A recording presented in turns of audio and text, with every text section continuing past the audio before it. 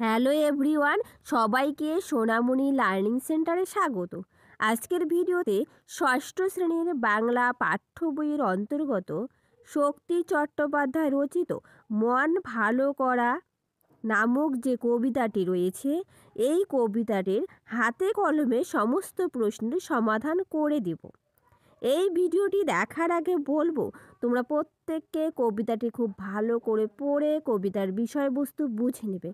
কবিতাটির বিষয়বস্তু খুব ভালো করে পড়লে তোমাদের হাতে কলমে সমস্ত প্রশ্নের উত্তর করতে খুব সুবিধা হবে।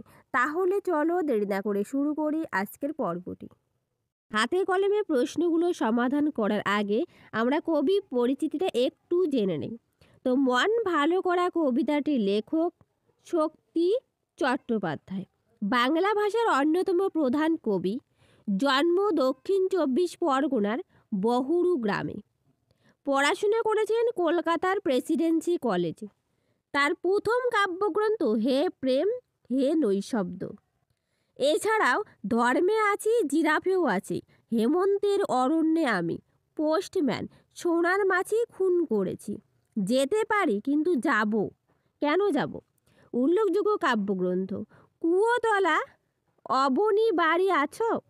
বিখ্যাত উপন্যাস, তিনি আনন্দ পুরস্কার এবং সাহিত্য একাডেমি পুরস্কার পেয়েছেন। দেখো এবার প্রশ্ন দুটো দেখো, একের এক কী বলেছে। শক্তি চট্টোপাধ্যায় কোন কলেজের ছাত্র ছিলেন? কলকাতার প্রেসিডেন্সি কলেজের ছাত্র ছিলেন। এই দেখো এখানে দাগিয়ে রেখেছি, কলকাতার প্রেসিডেন্সি কলেজের ছাত্র ছিলেন। ঠিক আছে। পরের প্রশ্ন 1-2, তার রচিত দুটি কাব্যগ্রন্থের নাম লেখো। হে প্রেম হে নৈশব্দ, ধর্মেও আছি জিরাফেও আছি। তো তোমরা অন্য কিছু লিখতে পারো, হেমন্তের অরণ্যে আমি, পোস্টম্যান, সোনার মাছি খুন করেছি, যেতে পারি কিন্তু কেন যাব। যে কোনো দুটি কাব্যগ্রন্থের নাম লিখলেই হবে। ঠিক আছে। তারপর দেখো পরের দাগ, 2-এর দাগ, নিচের শব্দগুলির বিপরীতার্থক শব্দ লিখে তা দিয়ে বাক্য রচনা করো।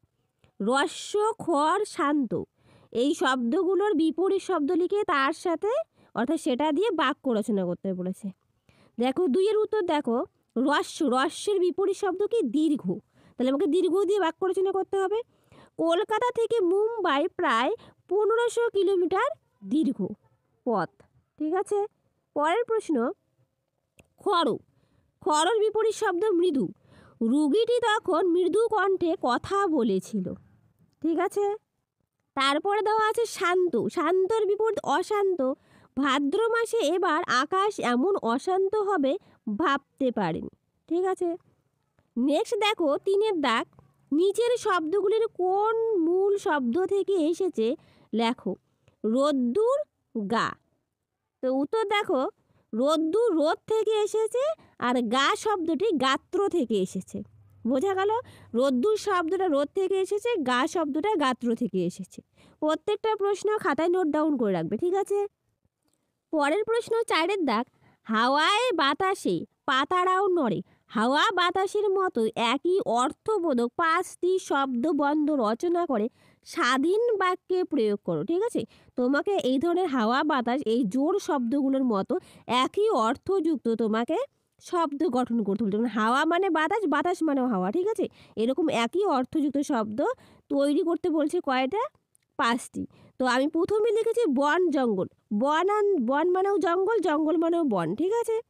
দক্ষিণ আমেরিকার আমাজনের বন জঙ্গল অত্যন্ত ভয়ঙ্কর। তারপর দেখো হাটে বাজারে, আজকাল হাটে বাজারে মারাত্মক ভিড় হয়। তারপর দেখো লোকজন, দুর্দিনে লোকজন দিশেহারা হয়ে যাচ্ছে।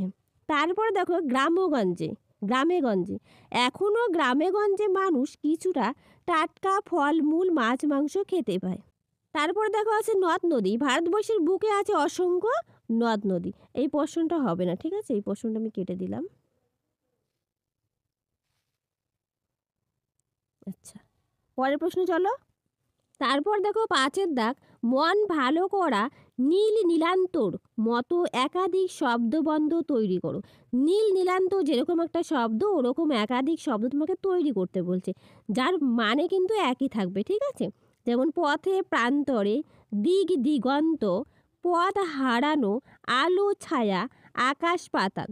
ঠিক আছে। এরকম শব্দ তৈরি করতে বলেছে। তো পরের প্রশ্ন চলো, 6 দাগ। দেখো 6 দাগে কি বলছে, গদ্যে লেখো মন ভালো করা রোদ্দুর কেন মাছরাঙাটির গায়ের মতন। এই যে কবিতার লাইনটি রয়েছে, এই লাইনটিকে তোমাকে গদ্যের ভাষায় লিখতে বলেছে। তো দেখো আমি লিখে দিছি এরকম করে, তোমরা অন্যভাবেও লিখতে পারো। মন ভালো করা রোদ কেন মাছরাঙার গায়ের মতো। ঠিক আছে, তোমরা অন্যভাবেও লিখতে পারো, আমি এভাবে লিখে দিয়েছি। তো চলো পরের প্রশ্ন। পরের দাগ দেখো 7 দাগে, নিচের প্রশ্নগুলির উত্তর নিজের ভাষায় লেখো। 7-1, কবিতায় কবি মনে কোন কোন প্রশ্ন জেগেছে তা নিজের ভাষায় লেখো। দেখো কবির মনে যেসব প্রশ্ন জেগেছে সেগুলি হলো, 1 নাম্বার, মাছরাঙার গায়ের মতো মন ভালো করা রোদ্দুর কেন, মানে রোদ কেন। 2, হ্রস্ব দীর্ঘ আকাশের রং কেন কখনো খড় কখনো শান্ত। 3, বন কেন লাল হলুদ সবুজ আবহ হয়। 4, পাতারা কেন হাওয়ায় বাতাসে নড়ে ইত্যাদি। এই প্রশ্নগুলো কবির মনে জেগেছিল। ঠিক আছে, পরের দাগের প্রশ্ন। পরের প্রশ্ন দেখো 7-2, মন ভালো করা রোদ্দুরকে কবি কিসের সঙ্গে তুলনা করেছেন। 7-2 এর উত্তর, মাছরাঙাটির গায়ের সঙ্গে তুলনা করেছেন। কিসের সঙ্গে তুলনা করেছেন, মাছরাঙাটির গায়ের সঙ্গে তুলনা করেছেন। তারপর দেখো 7-3, মাছরাঙা পাখির রং কবির চোখে কিভাবে ধরা পড়েছে। উত্তর, মাছরাঙা পাখির রং কবির চোখে ধরা পড়েছে হ্রস্ব দীর্ঘ নীল। ঠিক আছে, কি ধরা পড়েছে, হ্রস্ব দীর্ঘ নীল। ঠিক আছে, পরের প্রশ্ন। এরই সাথে বলে রাখি, তোমরা যারা নতুন প্লিজ চ্যানেলটা সাবস্ক্রাইব করে পাশে থাকবে, পাশে থাকার বেল আইকনটি ক্লিক করে রাখবে। ঠিক আছে, আর যদি তোমাদের ভিডিওটা ভালো লেগে থাকে তাহলে একটা লাইক শেয়ার অ্যান্ড কমেন্ট করবে। চলো পরের দাগে চলে যাই। 7-4, গাছের ডালে বসা মাছরাঙা পাখিটি কিভাবে কবি কল্পনাকে প্রভাবিত করেছে তা বুঝিয়ে দাও। উত্তর, রঙিন বস্তু আমাদের প্রত্যেকের মনকে আকর্ষণ করে। কবি শক্তি চট্টোপাধ্যায়ও রঙিন মাছরাঙা দেখে মুগ্ধ হয়েছেন। প্রত্যেকেই চায় তার মন ভালো থাকুক।